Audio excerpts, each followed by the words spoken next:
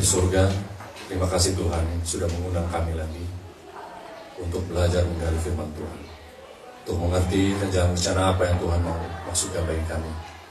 Datanglah ke ruangan ini Tuhan, kehadiran dalam hati kami juga Tuhan, supaya kami dapat konsentrasi, kami dapat mendapatkan kepuasan rohani Tuhan di saat kami membuka Alkitab dan belajar mengenai Tuhan. Terima kasih Tuhan, biarlah hamba-Mu di sini mengeluarkan kata-kata yang datang hanya dari surga. Sembunyikan kami di balik salib-Mu Tuhan, supaya Tuhan ditinggikan. Dalam nama Yesus kami berdoa. Amin. Baik, selamat sahabat saudara. Selamat sahabat apa? Tadi malam kita sudah bincang-bincang sedikit ya.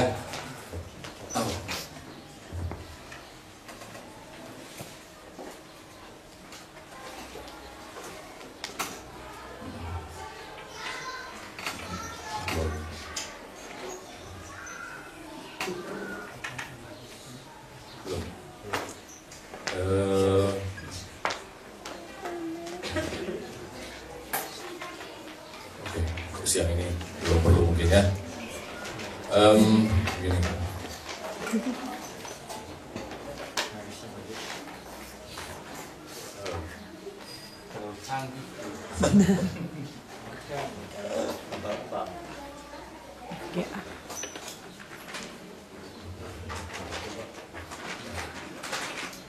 Oke lah kalau nggak bisa. Baik.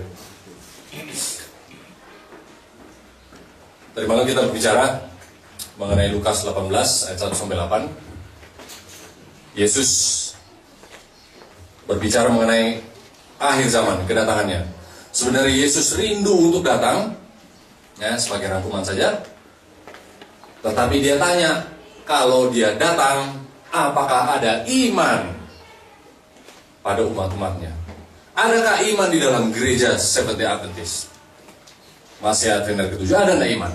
Iman yang seperti apa dari malam kita pelajari?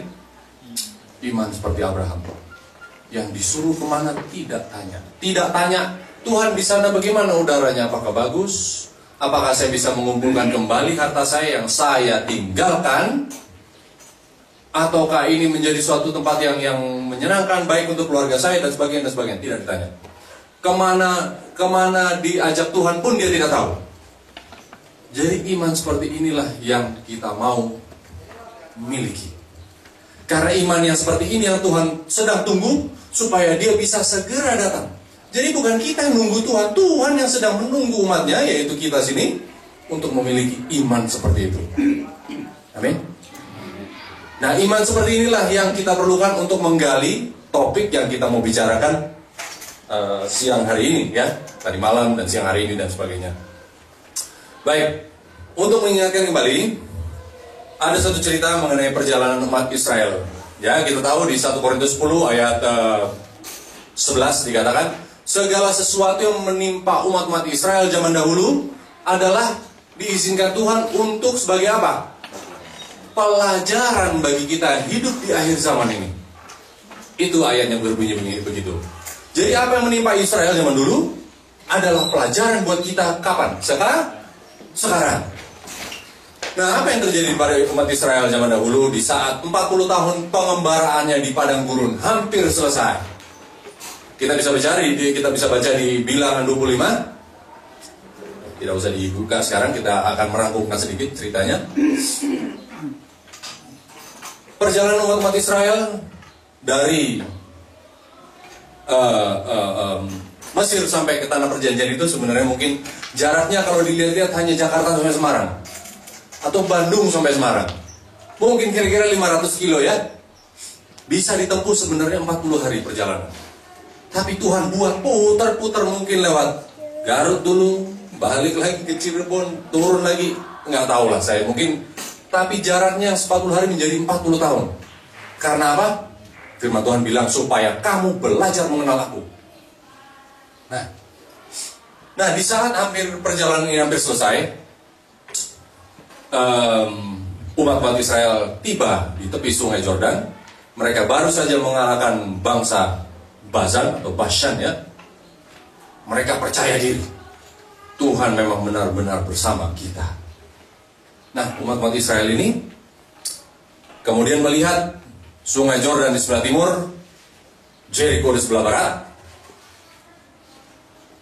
Mereka melihat subur sekali yang Tuhan janjikan bagi umat-umat Tuhan. Ya, kita tahu 1 Korintus 2:9 itulah Tuhan sediakan. Mata tidak pernah lihat, telinga tidak pernah dengar, tidak pernah terpikirkan oleh manusia. Begitu indahnya surga yang sudah di depan mata kita. Sudah banyak kita pelajari. Tetapi di tepi Sungai Yordan itu umat-umat Israel tidak sadar bahwa ada sesuatu yang jauh lebih dahsyat yang mengalahkan mereka, lebih dari bangsa-bangsa yang luar biasa kuatnya, ataupun binatang-binatang yang buas yang mereka pernah temui selama 40 tahun. Kenapa demikian? Di saat mereka tiba di tepi Sungai Yordan, mereka lihat pohon-pohon sitim, pohon akasia, mata air melimpah, padang yang hijau subur. Mereka lihat umat-umat yang ada di situ, orang-orang penyembah berhala. Penyembah-penyembah berhala ini, mereka menyembah diri mereka sendiri, menyembah kecantikan, menyembah kemudahan hidup, apalagi kelimpahan-kelimpahan, kesenangan diri. Itu aja yang mereka cari di dunia itu, karena semua sudah tersedia dengan mudahnya. Nah, sementara umat Israel ini 40 tahun jalan di padang gurun. Bayangkan ya, 40 tahun. Saya belum pernah ke Israel, tapi padang gurun 40 tahun itu mereka jalani padang gurun. Tidak ada apa-apa. Mereka ini pengembara, saudara. Di saat mereka sampai di Sungai Yordan, itulah pertama kalinya mereka melihat orang-orang yang hidup seperti itu. Pertama kalinya. Bayangkan 40 tahun, berapa generasi? Mungkin 2 generasi itu ya. Tidak pernah lihat orang yang hidup seperti itu. Waduh, nikmat. Jadi kehidupan yang seperti orang-orang Kanaan, kontak langsung dengan mata orang Israel yang selama 40 tahun mengembara. Musa bilang, hati-hati jangan lihat. Lalu di tepi Sungai Yordan mendirikanlah mereka ini tenda-tenda, dan Musa bersama pimpinan-pimpinan merencanakan strategi apa yang kita mau buat, bagaimana ini menyerang Jericho dan sebagainya, orang-orang Midian dan sebagainya ya. Di saat mereka sibuk, apa yang dilakukan oleh banyak umat-umat Israel saat itu? Mereka melihat. Ayatnya berkata itu mulai dari penglihatan. Mereka melihat-lihat karena kehidupan yang seperti itu, yang tadinya harusnya kontras dengan umat-umat Israel, sebagai pengembara, sebagai tamu di bumi ini, melihat kesenangan dunia, kecantikan, kemewahan, keindahan, kenyamanan hidup dan sebagainya, mereka juga mau ternyata. Dan dari keinginan inilah kemudian timbul kerinduan beberapa umat Israel untuk mengundang beberapa perempuan-perempuan dari Midian, dipanggil masuk ke perkemahan orang-orang Israel. Wah, cantik-cantik, indah-indah. Rupanya penyembahan mereka ini yang penuh dengan immoralitas suka juga bangsa Israel. Kita tahu ceritanya berakhir bagaimana. Kutuk itu datang karena umat-umat Israel. Nah, di Bilangan 25 ayat 3. Bilangan 25 ayat 3. And Israel joined himself unto Baal Peor, and the anger of the Lord was kindled against Israel. Ya, ini bahasa Indonesianya adalah, kemudian Israel bergabung dengan Baal Peor, dan murka Tuhan menyala-nyala terhadap bangsa Israel. Bangsa Israel adalah pengembara, saudara.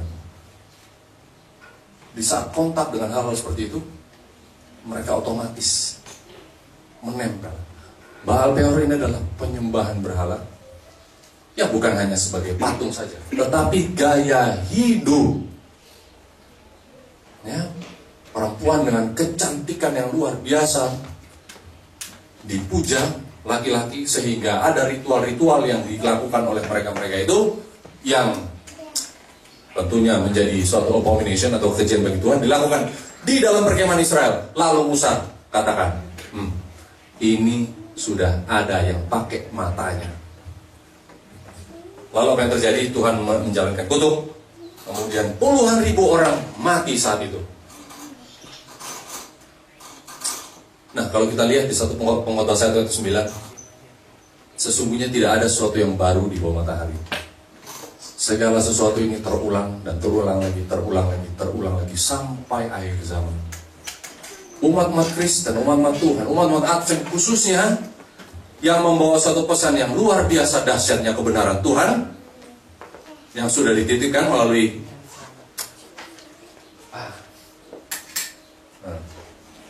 tidak ada sesuatu yang baru di matahari. Ini sedang terulang di umat-umat Tuhan masih Advent hari ke-7. Kita ini mengaku pengembara. Umat-umat Advent ini umat-umat Kristen yang khusus. Ya? Sesungguhnya mata kita tidak familiar. Apa itu familiar bahasa Indonesia ya? Terbiasa. Bukan terbiasa aja, kayak asing lah ya. Mestinya mata kita ini asing melihat apa yang dilakukan oleh orang dunia. Baik kecantikan, keindahan, kemewahan, kenyamanan hidup, pesta pora dan sebagainya. Jauh dari apa yang tadi kita sudah bicarakan, dari bisikan roh Tuhan kepada kita. Namun saudara, karena mata kita selalu dipakai ke situ, keinginan-keinginan kita juga selalu ditempel ke situ, akhirnya apa yang terjadi? Kita sudah menjadi serupa dengan dunia. Kita sudah menempel dengan Baal Peor. Ini sedang terjadi. Kenapa wanita-wanita Midian? Kalau wanita, perempuan itu selalu menggambarkan apa di Alkitab? Umat Tuhan ya? Gereja.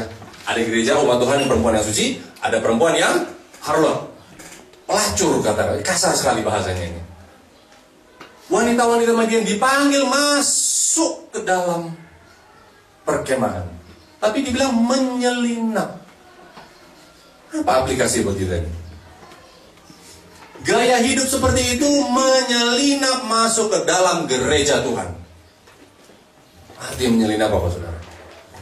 Mungkin di mimbar, baik pendeta, baik pimpinan, baik siapapun yang berkhotbah, mungkin tidak secara terang-terangan mengatakan kita ini sama dengan dunia.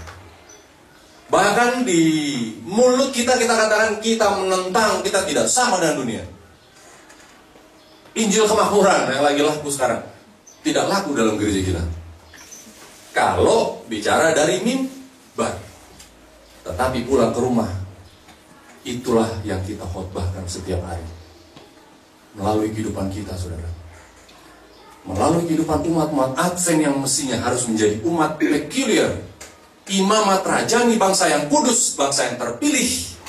Ternyata bukan mulut kita berkhotbah dari depan, tetapi kehidupan kita khotbahkan jauh lebih lantang bahwa kita tidak sama dengan misi yang Kristus sudah berikan pada kita. Sudah jauh. Kita ini pengembara, hidup kita semestinya kontras dengan dunia seperti siang dan malam, seperti utara dengan selatan, seperti timur dan barat. Jadi, untuk itulah Yesus menggambarkan satu ilustrasi ya. Sabat lalu, saya bicara di gereja di Australia, saya baru pulang 2 hari lalu. Mereka punya nama Garam Ministry. Waduh, luar biasa namanya. Lantang itu, Garam Ministry. Apa artinya garam, saudara? Kenapa Yesus pakai garam? Kalau kamu tidak asin lagi, apa gunanya? Kamu lebih baik dibuang, diinjak-injak. Kalau melihat secara saintifik, garam itu sesungguhnya bisa nggak dibuat tidak asin? Mungkin Pak Dokter. Bisa garam itu dibuat tidak asin? Kalau kita lihat, garam itu strukturnya adalah garam NaCl. Nah, kita nggak bicara kimia ya. Sodium klorida, inilah garam. Garam ini aslinya tidak mungkin tidak asin. Umat-umat Tuhan tidak mungkin tidak suci. Mau diapain juga, tetap aja garam pasti asin. Lah kenapa Yesus bilang, kalau kamu tidak asin lagi, lebih baik diinjak-injak, dibuang. Rupanya garam hanya bisa tidak menjadi asin kalau bercampur. mungkin kelembaban masuk, kadar air masuk, bercampur dengan itu dan sebagainya. Kemudian garam itu tidak lagi menjadi asin. Saudara, ini luar biasa ilustrasi yang Yesus berikan. Kita ini tidak mungkin, Roh Kudus sudah diberikan, kita sudah di-fur istilahnya. Ayat yang baik. Aku sudah mengadakan permusuhan, Kejadian 3:15. Aku sudah mengadakan permusuhan antara kamu dengan setan iblis itu. Kita sudah dibuat bermusuhan sesungguhnya. Roh kita bermusuhan. Tetapi karena kita sudah bercampur dengan dunia, sudah serupa dengan dunia, kemudian apa yang terjadi, saudara? Tidak lagi asin. Jadi bagaimana mau asin lagi, saudara? Kalau garam itu dijemur, dipanaskan. Ada satu ilustrasi yang menarik dibawakan oleh kawan saya. Mungkin saya ulangi lagi ya. Nah, kalau kita melihat dunia, ini dunia. Kalau kita bicara Baal Peor, dikatakan dosanya mirip dengan Sodom. Kita kalau bicara dosa-dosa Sodom, apa yang identik, apa yang keluar? Maaf ya, tindakan asusila yang diambil dari kata itu, mungkin homoseksuality, dosa-dosa seperti itu. Tetapi sesungguhnya tidak. Kita baca Yeskiel 16 ayat 49, apa sih dosa Sodom itu? Apakah ada dosa Sodom di gereja Tuhan sekarang?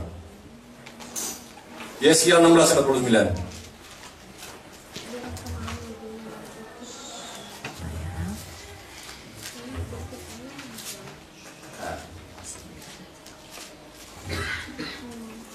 Dapat sudah? Inilah dosa-dosa, inilah kesalahan Sodom, kakakmu yang termuda itu, kecongkakan, makanan yang berlimpah-limpah, kesenangan hidup ada padanya dan pada anak-anaknya perempuan, tetapi tidak menolong orang sengsara dan miskin. Dibilang mengenai sodomi, saudara, mengenai homoseksuality, tidak. Kecongkakan, kesenangan hidup, makanan yang berlimpah-limpah, dan sebagainya, dan sebagainya. Kalau kita lihat di chapter 41 di para nabi dan bapak, tulisannya nyawai jelas sekali dosa-dosa Baal Peor diparalelkan dengan dosa-dosa Sodom, diparalelkan dengan dosa-dosa yang ada di dalam gereja Masehiatan yang ke-7 melalui kehidupan kita masing-masing. Mungkin tidak dari mimbar, saudara, tapi dari kehidupan kita. Nah, jadi ilustrasi ini, dunia mempunyai kecongkakan, kesenangan hidup, punya kemewahan, apa lagi? Cita diri, kesenangan-kesenangan, mungkin pesta pora, gelojo atau makanan berlimpah-limpah. Apa lagi? Mungkin cara-cara berpakaian tidak sopan, ini penting sekali ya. Mungkin mulut yang kasar dan sebagainya. Inilah dunia kita. Lalu kita dipanggil keluar dari dunia. Gereja kita ada salib ya, tapi untuk ini ilustrasi lah kita buat salib. Inilah gereja kita. Kita dipanggil dari dunia masuk ke dalam gereja. Kita menerima Tuhan melalui baptisan. Terima Yesus dengan iman. Oke? Apa yang terjadi?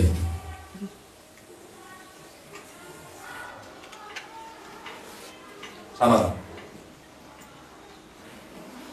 Bisakah ini pergi ke dunia supaya menghasilkan dunia yang murni? Ya, tentunya tidak semuanya akan jadi murni ya. Tentunya tetap akan ada begini. Kita terpanggil ke dunia untuk menghasilkan habis ini. Kita dipanggil ke dunia untuk menghasilkan menobatkan manusia. Ya. Tetapi bisakah gereja seperti ini dengan corak yang sama yang ada di dalam gereja dipanggil memurnikan dunia. Bisa? Tidak bisa. Jadi apa yang harus kita lakukan? Roh nubuat Adalah tulisan-tulisan yang Tuhan kirim untuk memurnikan gereja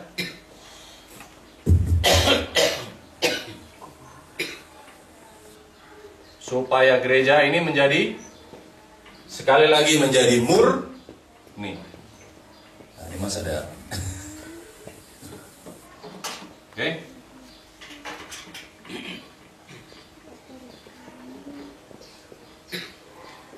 Jadi saudara, Gereja yang mana yang bisa diutus ke dunia? yang ini kah? Atau yang ini? Yang ini yang diutus Ke dunia supaya bisa bisa memanggil keluar menghasilkan ini. ilustrasi sederhana saudara. Inilah yang sedang terjadi di dunia kita ini, sehingga apa yang kita kabarkan ke dunia seakan-akan tidak laku. Umat-umat gereja Masih Advent ke-7 mempunyai terang yang luar biasa saudara. Luar biasa. Kalau kita mau duduk mungkin diskusi Alkitab, mungkin kita bisa menang secara teori. Umat-umat Tuhan ini bisa dengan mudah menguasai firman Tuhan, tetapi belum berhasil bagaimana firman Tuhan menguasai diri kita, kehidupan kita. Sehingga dunia tidak mau mendengarkan kita. Bahkan dikatakan kita berbicara, dunia pun mengerti. Jadi dunia pakai bahasa sama dengan bahasa kita. Inilah yang kita harus renungkan. Bagaimana sih untuk menjadi kira-kira once again, sekali lagi, gereja yang murni. Kita punya ayat kemarin Wahyu 12:17 itu ayatnya kebanggaannya umat-umat Advent saudara. Kitalah gereja yang benar, memiliki hukum Tuhan dan memiliki kesaksian Yesus. Kitalah yang diserang setan. Oh iya. Sekarang kita izinkan setan berhasil atau enggak? Ya kan? Nah, kalau kita berhasil, kita membaca lagi apa itu kesaksian Yesus, kita buka di Wahyu 19:10, itulah kesaksian Yesus, itulah roh nubuat. Nah, dalam tulisan roh nubuat inilah, tulisan-tulisan roh nubuat inilah kita mendapatkan terang-terang yang kita pakai untuk menuntun umat-umat Tuhan di akhir zaman.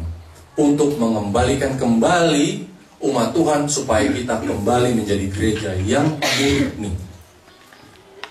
Karena gereja murni inilah yang Tuhan akan pakai nanti. Gereja yang murni inilah gereja yang berdoa, yang sungguh-sungguh mencari wajah Tuhan di 2 Tawarik 7, 13 dan 14. Sungguh-sungguh mencari Tuhan, berdoa dan sungguh-sungguh. Karena ini adalah saat penghakiman untuk mencari Tuhan supaya hujan akhir ini dicurahkan ke dalam gereja yang mana? Gereja mana? Saudara. Gereja yang murni, yang tidak ada corak-corak dunia sama sekali. Di saat hujan akhir itulah turun, disitulah pekerjaan Tuhan sekali lagi untuk terakhir kalinya diselesaikan, bahwa barulah Kristus akan datang menjemput umat-umatnya. Inilah sequence. Jadi kita di gereja ini kita tahu tidak ada itu namanya secret rapture, satu diangkat, satu ditinggal. Tiba-tiba Yesus datang menyelinap, ada tampilan Kristus mungkin di mana, di goa atau di, tidak ada. Kristus hanya akan datang sesudah pintu kasihan tertutup. 7 bala itu datang karena upaya umat gereja Masih Advent ke-7 menyucikan diri mereka, dan mereka membawakan pekabaran yang terakhir kalinya kepada dunia. Tapi saudara-saudara, kita harus mengalami proses yang itu dulu. Pemurnian di dalam gereja. Bukan pemisahan ya. Pemurnian. Kita harus bersatu. Tetapi bersatu di dalam kebenaran. Untuk itulah gereja Advent tidak ikut di dalam namanya oikumene. Ya. Gereja Advent tidak ikut di dalam oikumene ya. Karena apa? Karena kita percaya hanya firman Tuhan yang bisa menyatukan umat-umat Tuhan. Bukan tradisi-tradisi manusia, bukan perasaan-perasaan, bukan karena toleransi kita bisa bersatu. Tidak. Yang bisa menyatukan secara sempurna hanya firman Tuhan yang dicari oleh umat-umatnya secara sungguh-sungguh. Nah, gini. Dalam chapter 41 bab 41 kita diingatkan betapa pentingnya kalau kita membicara mengenai country living. Dari pagi Bapak Tomarere sudah menjabarkan pentingnya sebenarnya kita ini keluar dari kota-kota, dan waktunya kapan. Tadi malam sudah dibagikan buku-buku, tidak tahu mungkin sudah ada sebagian yang baca atau belum. Disitulah tulisan-tulisan Rono Buat yang begitu banyak mengabarkan. Saya rindu sih untuk membagikan, mungkin apa bisa pakai laptop itu ya. Nah, tulisan-tulisan yang mengingatkan kita akan mungkin sesudah 1 jam yang berikut ya, mengingatkan kita betapa pentingnya. Dan chapter 41 ini mereinforce, menguatkan argumen-argumen yang ada di dalam Alkitab, baik tulisan Rono Buat.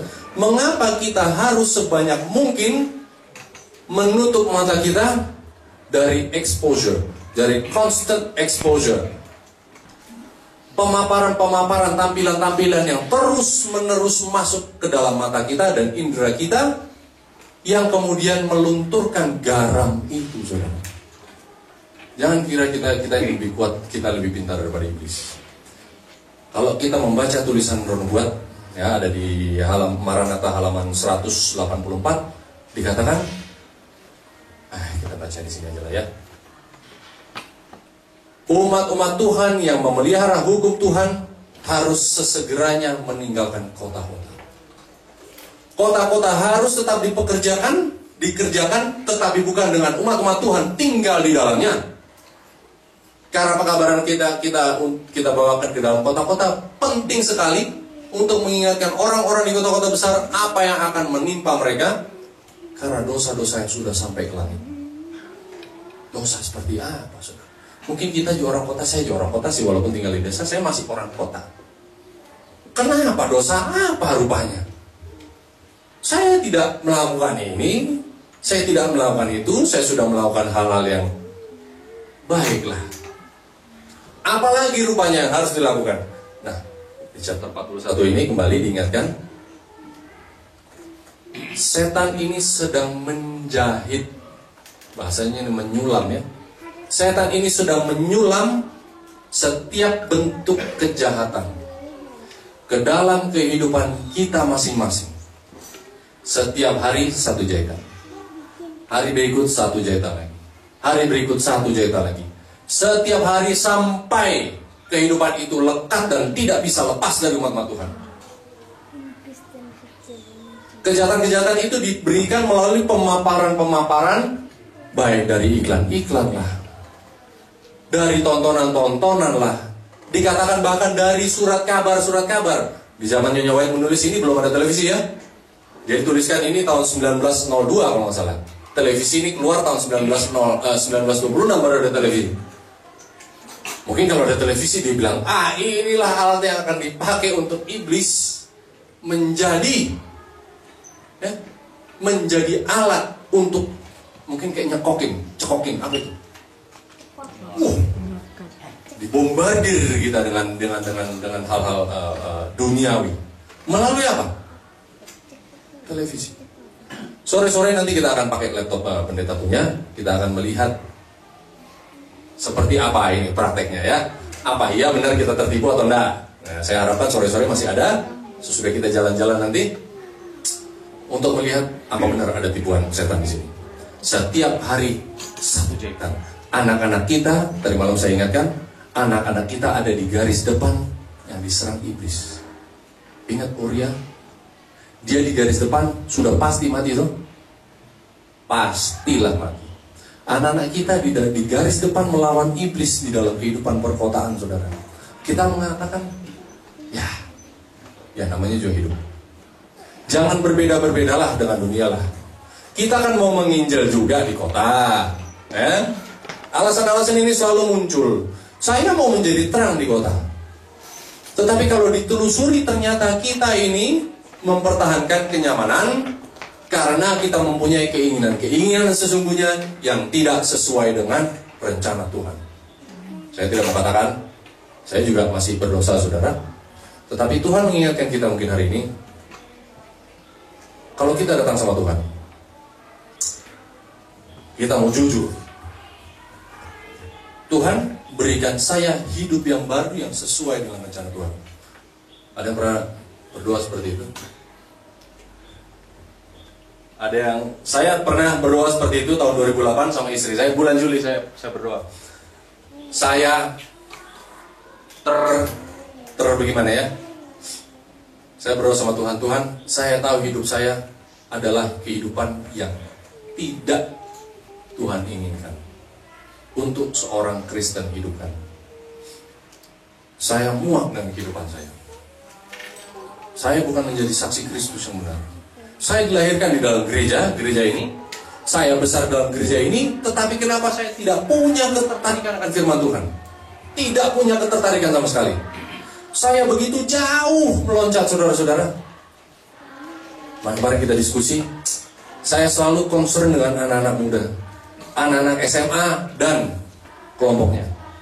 Karena itulah mereka itulah yang di persimpangan jalan, saudara. Jangan kira mereka aktif di dalam gereja, mereka mengadakan kegiatan-kegiatan, tetapi hatinya sama Tuhan belum tentu. Karena saya lah salah satunya. Saya lari begitu jauhnya dari Tuhan. Lalu di 2008, ini belum terlalu lama, saya minta sama Tuhan, Tuhan berikan saya hidup yang baru. Kenapa saya menjadi umat Tuhan ini? Saya percaya Alkitab, iya oke. Tetapi tidak mendapatkan hidup yang benar-benar, yang nyata menjadi orang Kristen. Nah, disitulah Tuhan berikan kehidupan yang baru. Di saat kehidupan yang baru itu tiba, saudara, semua yang baru itu datang pada saya. Pekerjaan baru, yaitu pekerjaan untuk Tuhan saja 100%. Kehidupan juga baru. Istri tidak baru ya. Saya dan istri mengalami suatu kehidupan yang luar biasa baru, yang juga penuh dengan mungkin awalnya penuh dengan berat juga ya. Namun Tuhan kasih selera yang baru, Tuhan kasih cara pandang yang baru, Tuhan kasih cita-cita yang baru, Tuhan kasih pola pendidikan anak-anak yang baru, Tuhan berikan rumah tempat tinggal yang baru supaya kita didesain untuk menjadi saksi Tuhan yang sempurna. Kita diberikan suatu kehidupan yang sederhana. Karena di dalam kesederhanaan itu ada suatu power yang luar biasa. Karena itulah power dari Kristus. Nah, inilah yang kemudian saya baca ya, tulisan-tulisan nubuat. Ternyata memang isinya ya begitu. Tuhan menginginkan kita umat Tuhan itu untuk hidup sederhana, untuk memikirkan hal-hal yang di surga, untuk tidak mementingkan diri sendiri, untuk hidup sehat dan kuat secara jasmani dan rohani. Karena kita mempunyai tugas yang luar biasa. Ya, seperti ini kita puji Tuhan, kita berada di gereja Kuaan, ya, membawakan suatu pelajaran-pelajaran yang buat saya sendiri adalah suatu kesenangan, saudara. Baik, tulisan-tulisan tadi mengingatkan, pikiran ini dibuat oleh setan menjadi familiar dengan dosa. Pikiran kita dibuat menjadi menerima. Kemudian dibuat sedemikian rupa supaya tidak lagi mengatakan dosa adalah dosa. Begitu familiarnya kita dengan dosa, mulailah kita katakan, terang itu gelap, gelap itulah terang. Jadilah kita orang-orang dibilang Yohanes 3:19, terang sudah datang kepadamu, tetapi kamu tidak menerima, karena kamu lebih mencintai kegelapan daripada terang. Inilah yang terjadi pada kita sekarang. Kita lebih suka hal-hal yang tidak rohani, kita lebih suka anak-anak muda lebih suka dengan hal-hal yang duniawi, yang benar-benar bahkan kekejian bagi Tuhan, karena ya terbiasa, terekspos setiap hari. Nah, saudara kalau melihat iklan mungkin ya, kalau kita turun dari bandara itu, saya turun dari bandara, masuk rumah, ada mungkin ada 143 billboard yang di depan mata lah kelihatan.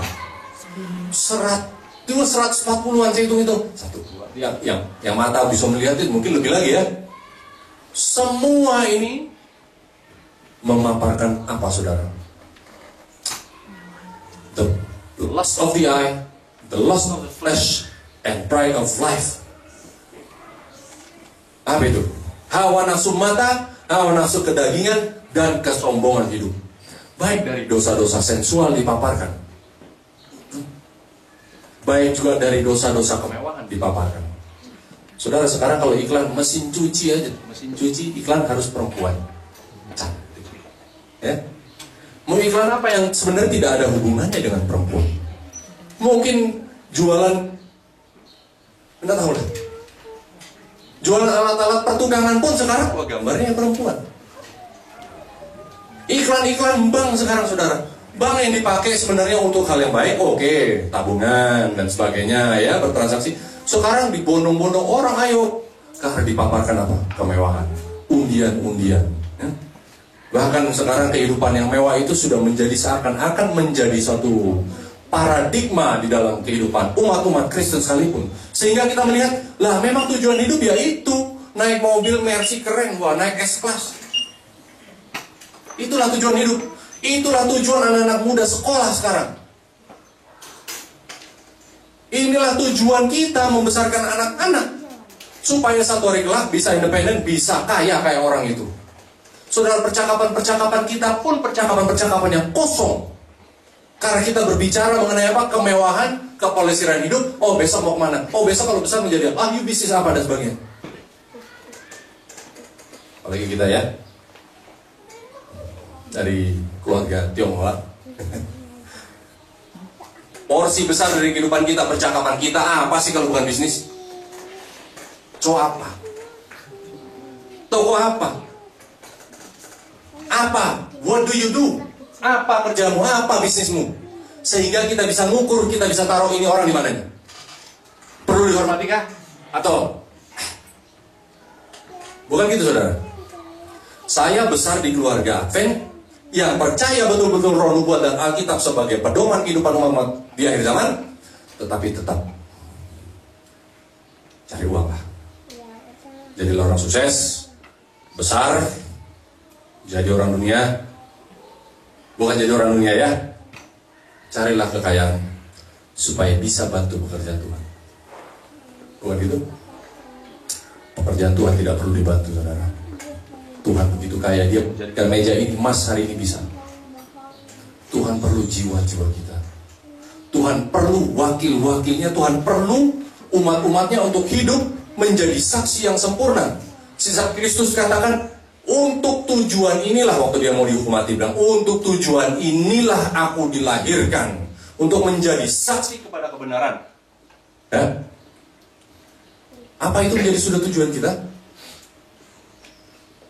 Kita dilahirkan di dalam kegelapan. 1 Tesalonika 5, kita ini anak malam, anak kegelapan. Tetapi kita sudah dilahirkan kembali di dalam roh. Kita dilahirkan kembali di dalam roh, menjadi manusia yang baru. Di saat kita lahir dalam roh, kalau dikatakan yang lahir dalam roh adalah roh, yang lahir dari daging adalah daging. Kenapa kita sudah lahir dalam roh, kenapa hasilnya masih daging? Ternyata kita belum benar-benar lahir di dalam roh.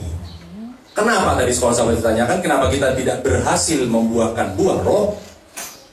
Apa itu buah, saudara? Bibit sudah ada, tadi pendeta katakan. Betul. Tetapi tidak tumbuh bibit itu.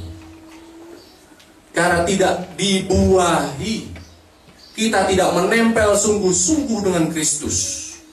Firman Tuhan tidak menjadi kesenangan kita. Seperti Raja Daud katakan, Tauratmu, firmanmu menjadi kesukaanku setiap hari. Tidak. Kemudian, itulah hasilnya. Ulangan 6 mengingatkan pada kita, kita berhasil selalu mengusahakan supaya anak-anak kita takut akan Tuhan. Ulangan 6 ayat 5 ya. Kita mau ajarkan pada anak-anak kita. Setiap hari kita ajarkan. Kalau kita duduk, kalau kita berdiri, kalau kita berjalan, kalau kita masuk ke dalam rumah dan sebagainya dan sebagainya. Tapi kita lupa ayat 5. Nah, kasihilah Tuhan Allahmu dengan segenap hatimu dan segenap jiwamu, dengan segenap kekuatanmu. Ini dulu ayat 5 dulu, saudara, baru kita bisa ajarkan. Kenapa anak-anak muda di dalam gereja pun di saat mereka besar tidak menjadi orang-orang. Saya nggak bilang sukses, tidak menjadi saksi yang benar bagi Tuhan. Ini boleh kan? Nggak pakai aja. Baik. Kenapa kemudian tidak menjadi saksi yang benar, karena ternyata kehidupan kita bergereja hanya sebatas rutinitas. Di hati kita, kita mencari apa yang dunia miliki.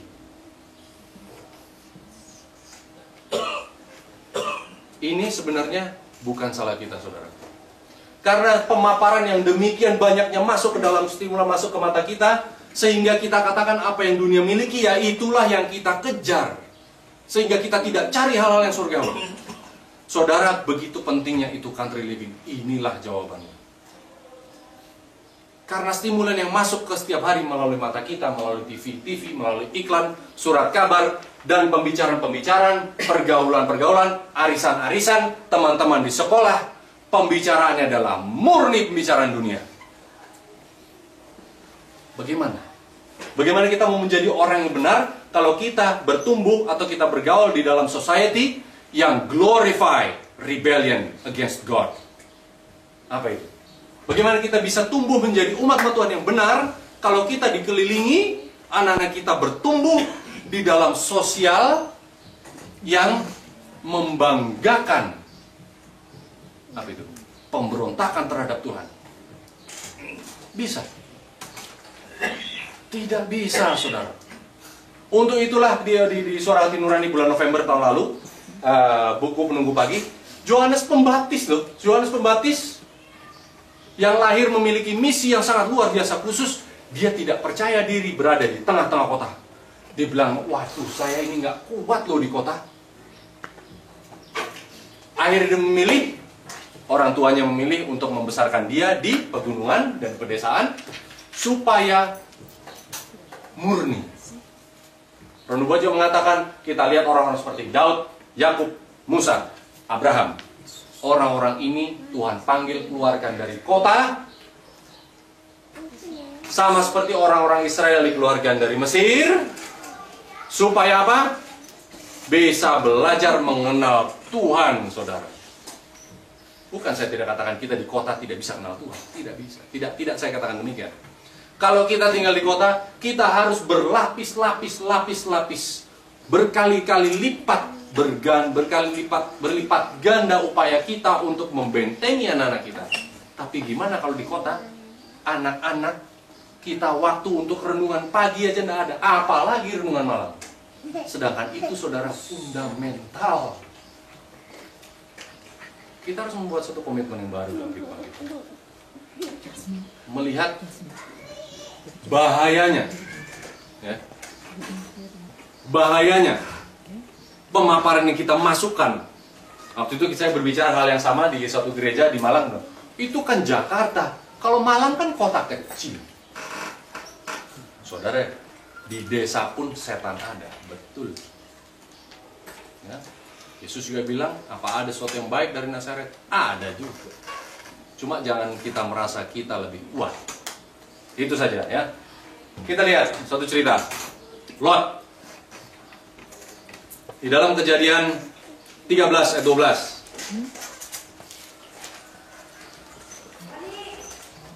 Kita tahu cerita Lot. Lot dan Abraham. Lot disuruh pilih, Lot, kamu mau yang mana? Duluan aja pilih. Oke, saya mau di sana. Hijau, subur. Ya, saya bisa bikin tempat kehidupan saya layak dan nikmat dan nyaman dan sebagainya. Abraham bilang, ya sudah, duluan Pak. Kita tahu kota yang dipilih Lot adalah apa, saudara? Sodom. Tapi dia tahu, karena Tuhan juga berbicara pada dia, saya juga nggak mau masuk langsung situ, nggak mau. Jadi Kejadian 13 ayat 12 mengatakan, Abraham menetap di tanah Kanaan, tetapi Lot menetap di kota-kota lembah Yordan dan berkemah di mana? Di dekat Sodom. Ya. Di bahasanya King James, toward Sodom. Sejauh lah, nggak dekat-dekat banget. Kita tahu apa yang terjadi di Sodom, kehidupan begitu luar biasa bobrok. Ya. Lalu kembali, Tuhan peringatkan kepada Lot. Di saat Tuhan mengirimkan malaikatnya untuk menemui Lot, untuk bilang apa? Lot, kamu keluar. Karena Tuhan akan binasakan kota ini berserta isinya, karena begitu jahat dosa-dosa mereka. Di saat malaikat Tuhan menemui Lot, Lot ada di mana, saudara? Kita baca. Kejadian 19 ayat 12. Lalu kedua orang itu, yaitu malaikat ya, kedua orang itu datang kepada Lot dan berkata, siapa kaummu yang ada di sini lagi? Menantu atau anak laki-lakimu, anak perempuan, atau siapa kaummu di kota ini? Bawalah mereka keluar dari tempat ini. Jadi Lot, tadinya dia tahu karena dia adalah anak Tuhan juga. Saya cuma mau cari kenyamanan, saya dekat-dekatlah ke Sodom, tapi tidak mau di dalam. Dekat-dekat dulu. Dia mendirikan tenda. Lalu di saat malaikat Tuhan mau menjemput, dia ada di tengah-tengah. Sudah berada di dalam kota Sodom, mempunyai kehidupan sama dengan orang-orang Sodom. Anak-anak perempuannya, dikatakan, anak-anak perempuannya ini dibawa sama Lot dan istrinya untuk berkenalan dengan orang-orang hebat di kota itu. Mungkin pemimpin-pemimpin kah, mungkin saudagar-saudagar, sehingga anak-anaknya perempuan, dibilang apa? Kawin dengan orang-orang penting di kota itu.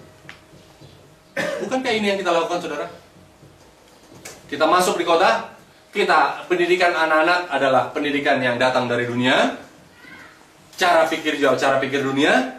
Kemudian kita katakan, anak, jadilah anak yang baik, supaya kamu diberkati Tuhan juga. Tetapi anak itu beranjak dewasa, itu loh, orang sukses, cobalah kalau kamu sama dia boleh. Kalau sama yang itu nggak punya apa-apa, yang bukan siapa-siapa, jangan. Walaupun dia anak Tuhan, bukankah begitu? Ya, anak perempuan kita dandani sedemikian rupa supaya pilihannya lebih luas, milionya mungkin naik. Value dan milieu ya, milieu itu lingkungan, nilainya naik. Kalau nilainya naik, ya, pancingannya, kolamnya juga berbeda. Di saat anak kita sudah mendapatkan apa yang dunia inginkan, wah, kawinan orang-orang top, orang-orang hebat di dunia. Orang hebat nggak ada di desa, saudara. Nggak ada. Apa yang terjadi? Kejadian 19 ayat 14 mengingatkan, Lot datang kepada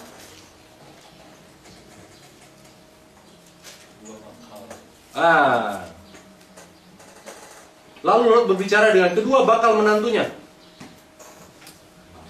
Nah, ini di bahasa Inggris saya nggak tahu. Ini dibilang bahasa Inggris sih sudah menjadi mantunya ini. Yang mengawini anak-anak perempuannya dan berkata, hey, bangkit dan get out of this place, for the Lord will destroy the city. Angkat, bangkit, karena Tuhan akan menghancurkan kota ini. Lalu apa yang dikatakan? Tetapi dia dipandang oleh kedua bakal mantunya. Mantunya ini bukan mantu ya. But to his sons-in-law, he seemed to be joking. Kita dipandang kayak kita nih main-main. Lot dipandang oleh kedua menantunya sebagai orang yang berolok-olok. Kamu bercanda. Nggak ada itu. Apa Yesus? Nggak ada Yesus datang. Saudara, di dalam gereja kita pun, kita tidak percaya lagi Yesus datang. Karena apa? Terlihat dari kehidupan kita. Kita tidak punya kerinduan untuk memiliki dunia yang baru. Ya sudahlah, surga yang itu nanti dipikirkan. Surga dunia pun tidak bisa kita dapatkan. Karena cara-cara pandang kita pun masih cara pandang dunia. Nah, inilah yang terjadi. Pengkhotbah 1 ayat 9, tidak ada lagi yang baru di dalam matahari, di bawah matahari. Terulang dan terulang sampai akhir zaman. Terulang di dalam gereja kita yang mengaku umat-umat sisa. Untuk inilah